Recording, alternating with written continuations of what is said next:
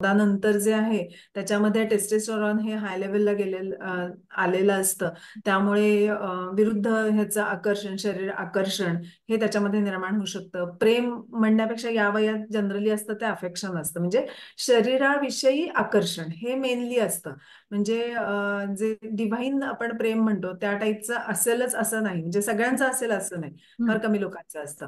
तोही एक भाग लक्षात ठेवला पाहिजे. म्हणजे जेव्हा मुलं असं म्हणतात की आवडते, तर ओके, आवडू शकतं, हम्म. छान आहे असं आईबाबांनी म्हणणं, मग तेव्हा लगेच तिथे क्रॉस करणं, त्यांना काहीही करायचं नसतं. वयानुसार आपोआप त्यातलं हे आकर्षण कमी होतं आणि ते परत आपल्या नॉर्मल लाईफमध्ये छान राहू शकतात. बरोबर. या वयात मुख्य काय असतं की त्यांना जर तुम्ही अपोज केलं हम्म. की मग ते मी तेच करणार, अशा टाईपची वृत्ती ही खूप असते.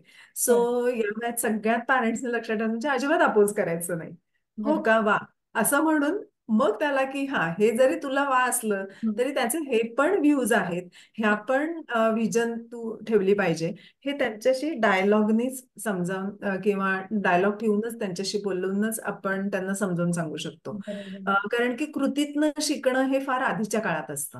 हम्म. आता त्यांचे विचार पक्के झालेले असतात. हम्म. त्यामुळे त्यांना अपोज केलं की त्यांना माहिती असतं त्यांचं बरोबर आहे. मग त्यांना तुम्ही अपोज केलं की तुम्ही ब्लॅकलिस्टमध्ये जाता, बरोबर. बाकी काही होत नाही. त्यामुळे तसं करायचं नाही, कारण ते त्याच्याच आयुष्याच्या दृष्टीनं वाईट असतं. बरोबर. म्हणून ऍज अ पॅरेंट आपली जबाबदारी आहे की त्यांना समजून घेणं आणि समजावून देणं, हम्म. दोन्ही गोष्टी ह्या योग्य प्रकाराने करायच्या असतात. बरोबर. आणि ऑब्व्हियसली टेस्टेस्टरॉनचे गुणच हे आहेत की त्यांच्यामध्ये पराक्रम असतो, खूप धैर्य असतं, हम्म. खूप मस्क्युलाईन एनर्जी खूप असते. त्यामुळे अनेक खेळांमध्ये, कुठल्याही त्यांच्या ऍक्टिव्हिटीमध्ये ते जोरकस काम करणं हे त्यांना शक्य होतं. त्यामुळे त्याच वयामध्ये जनरली ह्या मुलांनी मसलला, म्हणजे जसं आपण आधीच्या वयात म्हटलं की बुद्धीला तुम्ही खाद्य देऊन बुद्धीला योग्य प्रकाराने शेपअप केलं पाहिजे, हम्म. तसं आता त्यांच्या मसल्सला शेपअप करणं हे गरजेचं असतं.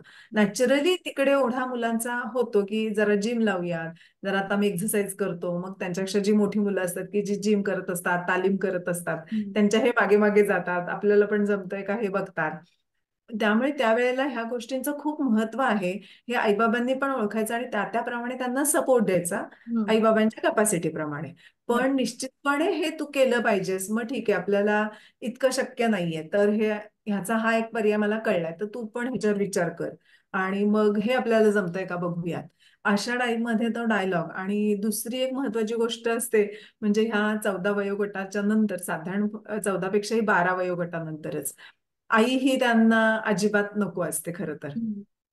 कारण ती आतापर्यंत सतत सूचना देते, म्हणजे आपल्याकडे हम्म. जे काही कल्चर आहे त्याच्यात आईच ती मुलांना त्या वयापर्यंत वाढवत असते. बरोबर. पण त्याच्यानंतर त्यांच्या गरजा बदलतात. हम्म. सो मग तिथे खरं तर आहे की बाबांनी आता टेक ओव्हर केलं पाहिजे, हम्म. की आता त्याला स्वतःच्या बरोबर ठेवणं, हम्म. चांगलं वाईट ह्याचं मार्गदर्शन बाबांनी करणं, हम्म. हे महत्वाचं आहे. म्हणजे तो तिथे जास्त आयडॉल वडिलांना मानू शकतो. कारण हम्म. आई त्याची आता अगदी नेहमीची झालेली असते, म्हणजे ती बरोबर. त्याच्यापेक्षा वेगळी काही राहिलेली नसते.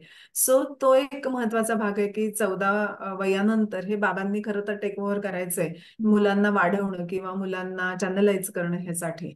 तर त्यावेळेला खूप अवघड असतं, कारण बाबाही त्यांच्या टेस्टोस्टेरोनच्या चांगल्या लेवलमध्ये असतात.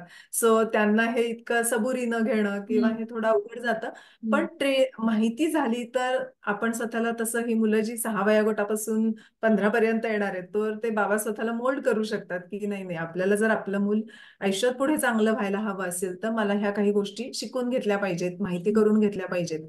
आणि आता तिथे मी म्हणजे बाबांचा रोल वाढल्यामुळे त्यांनी त्याप्रमाणे हँडल करणं गरजेचं असतं. बरोबर. सो कुठल्याही मुलामध्ये एक सुजाण आणि सुदृढ नागरिकाची निर्मिती आपल्याला करायची असेल, तर पेरेंट्सनी त्याला योग्य त्या वयात बौद्धिक त्याचं एनर्जीचं डायव्हर्जन आणि योग्य त्या वयात शारीरिक, त्यानंतर आई आणि वडिलांनी योग्य त्या वेळेला योग्य त्या ऍक्शन घेणं मुलाच्या बाबतीमध्ये हे अत्यंत महत्वाचं आहे. तुम्ही खूपच आता छान सांगितलं.